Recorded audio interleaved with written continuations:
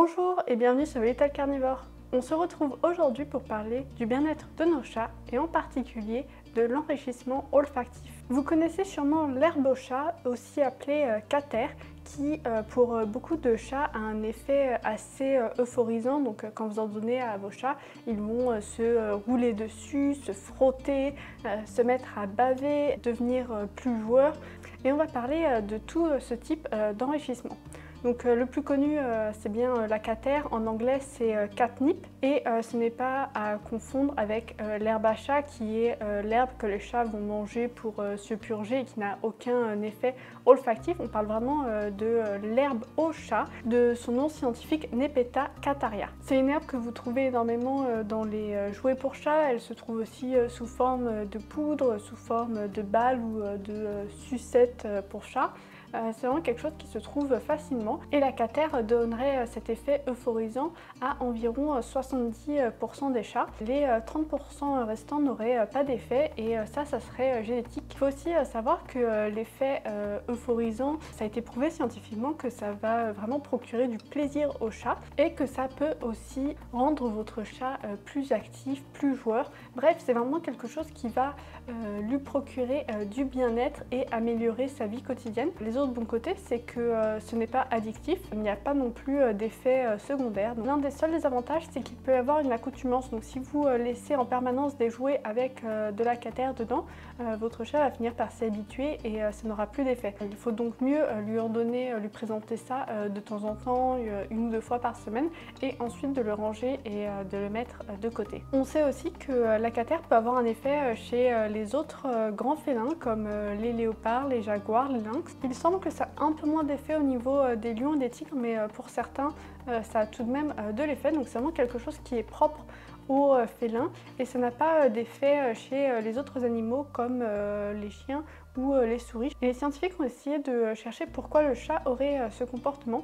Une des explications serait que ces composants qui sont euphorisants pour les chats repoussent aussi les moustiques et donc les chats potentiellement en se roulant sur la cater se mettraient donc ce composant sur leur visage et ça agirait comme anti-moustique. Une autre chose à savoir, c'est que les très jeunes chatons ne sont pas réceptifs car leur système de récompense dans le cerveau n'est pas encore mature pour être réceptif à l'herbe au chat, donc il faut attendre un peu qu'il soit plus âgé pour qu'il puisse en profiter. Il semble que les chats apprécient aussi beaucoup d'avoir ces herbes ou ces plantes qui sont mises sur leur grattoir, donc n'hésitez pas à faire ça, ça peut les encourager à gratter un endroit spécifique. L'une des choses auxquelles il faut faire attention lorsque vous en donnez pour la première fois, c'est que certains chats peuvent être vraiment excités et donc avoir des réactions presque agressives si vous essayez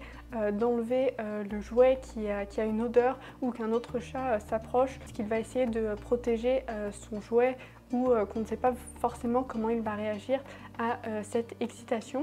Mais en général, pour la plupart des chats, ça se passe très bien. Et toujours avec les jouets, faites attention à ce que les chats ne les ingèrent pas. J'ai mentionné que tous les chats n'étaient pas réceptifs à la cater, mais bonne nouvelle, il n'y a pas que la cater qui peut avoir des effets euphorisants chez le chat. Il y a d'autres plantes qui peuvent avoir exactement le même effet et donc si votre chat ne réagit pas à la cater, vous pouvez essayer ces autres plantes pour lui fournir cet enrichissement olfactif. Il va y avoir la valériane, c'est une racine, ça fonctionne particulièrement bien avec Néline et Praline, comme Néline n'est pas réceptive à la cater. Faites attention avec la valériane.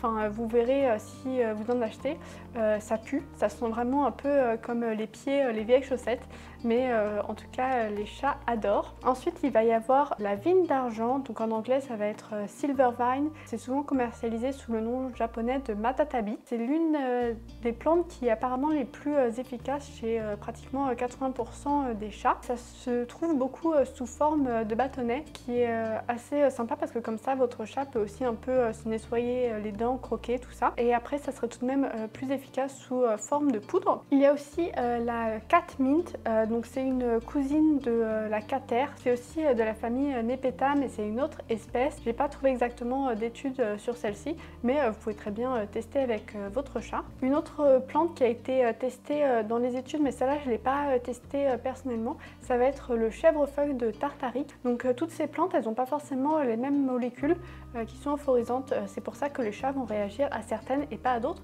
Et donc c'est intéressant d'en tester différentes. Dans l'une des études où ils avaient testé avec la cater, la vigne d'argent, le chèvrefeuille et la valériane, tous les chats étaient réceptifs à au moins une des 4 plantes. C'est vraiment une super nouvelle, ça veut dire que tous les chats peuvent profiter d'une forme d'enrichissement olfactif. Donc je vous recommande vraiment très vivement d'acquérir un de ces jouets. En général ça coûte vraiment pas cher, autour de quelques euros sur Zooplus.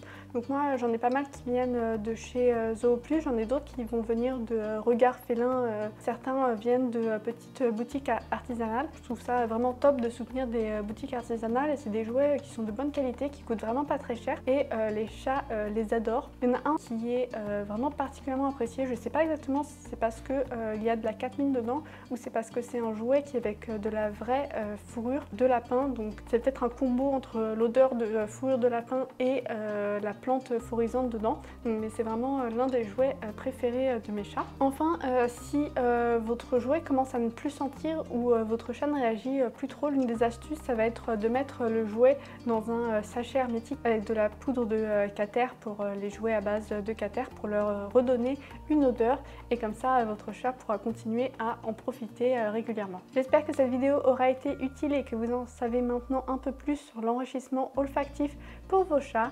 Si vous avez des questions, n'hésitez pas à me laisser un commentaire. Dites-moi aussi quelles sont les plantes euphorisantes préférées de vos chats. J'aimerais beaucoup savoir et on pourra peut-être même faire des statistiques. Si vous avez aimé cette vidéo, mettez un pouce bleu et abonnez-vous et on se retrouve très rapidement sur Little Carnivore pour une prochaine vidéo. À bientôt!